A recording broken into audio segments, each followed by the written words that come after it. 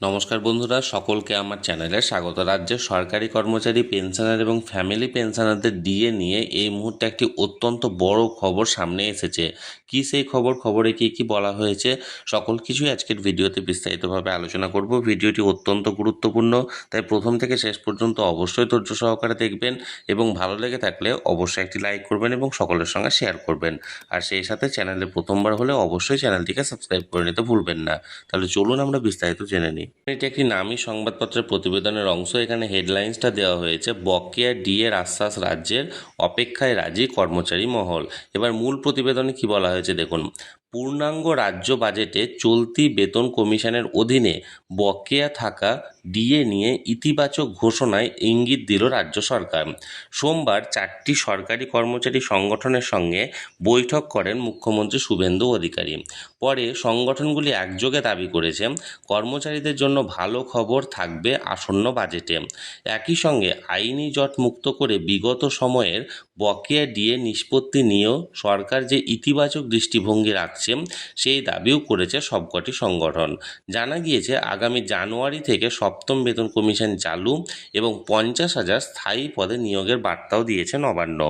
বিধানসভা ভোটের প্রচারে বকেয়া ডিএ সহ একাধিক দাবি করেছিল এখনকার শাসক দল বিজেপি। ঘোষণা করা হয়েছিল, ক্ষমতায় এসে 7 দিনের মধ্যে বকেয়া ডিএ মিটিয়ে দেওয়া হবে। তাতে কর্মচারী মহলে প্রত্যাশার পারদ ক্রমশ চড়েছিল। কিন্তু সরকার গঠনের পরে মন্ত্রিসভার 2টি বৈঠকেও তেমন কোনো ঘোষণা হয়নি নবান্নের তরফে, তাই হতাশাও তৈরি হয়ে গেছিল। সুপ্রিম কোর্টের রায় মেনে বকেয়া ডিএ মেটায়নি বিগত সরকার, বরং হিসাব যেভাবে করা হয়েছিল তা সর্বোচ্চ আদালতের নির্দেশের পুরোপুরি বিপরীত। কিছু টাকা প্রভিডেন্ট ফান্ডে দিলেও তা 2 বছর না তোলার শর্ত দিয়েছিল বিগত সরকার। বৈঠকের পরে সংগঠনগুলির তরফে জানানো হয়েছে, আইন মেনে পদক্ষেপ করার বিষয়ে আশ্বাস দিয়েছে সরকার। একই সঙ্গে গ্র্যান্টিন এড সংস্থার আওতায় বিপুল সংখ্যক সরকার অনুদানভুক্ত কর্মচারীদের প্রাপ্য বিবেচনার আনায় রাখা হবে।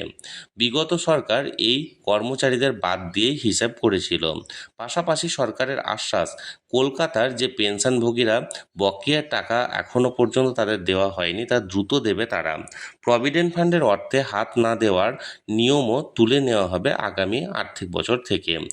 আগের বকেয়া ডিএ মেটাতে সুপ্রিম কোর্টে নিযুক্ত ইন্দু মালহোত্রা কমিটির সঙ্গে আলোচনা শুরুর বার্তাও দেওয়া হয়েছে। সংগঠন নেতারা জানিয়েছেন, 22শে জুন পূর্ণাঙ্গ রাজ্য বাজেটে ডিএ সংক্রান্ত কোনো ইতিবাচক প্রতিফলন রাখবে নতুন সরকার। বৈঠকের পরে অন্যতম মূল মামলাকারী সংগঠন কনফেডারেশন অফ স্টেট গভর্নমেন্ট এমপ্লয়িজের তরফ থেকে বলা হয়, মামলা অবমাননার মামলা যেটা বিগত সরকারের আমলে হয়েছিল থেকে তারা পিছিয়ে আসবে। আমাদের নিজস্ব বেতন হিসাব রয়েছে যা আগের সরকারের হিসাবের সঙ্গে এক নয়। আমাদের হিসাব ইন্দু মালহোত্রা কমিটি এবং সরকারকে জমা দিতে বলা হয়েছে। সংগ্রামী যৌথ মঞ্চের নেতা ভাস্কর ঘোষের বক্তব্য, বিগত সরকার 15 বছর ধরে কর্মচারীদের কথা শোনেনি। সুপ্রিম কোর্টের রায় মানতে মুখ্য সচিব এবং অর্থ সচিবকে দায়িত্ব দিয়েছেন মুখ্যমন্ত্রী।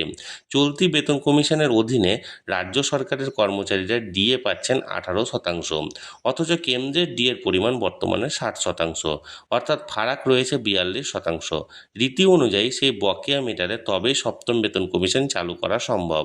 সংগঠনগুলির বক্তব্য, সরকারের বার্তা, আগামী 22শে জুন রাজ্য বাজেটে এ নিয়ে বড় প্রতিফলন থাকবে, যা কর্মচারী মহলকে খুশি করার মতোই।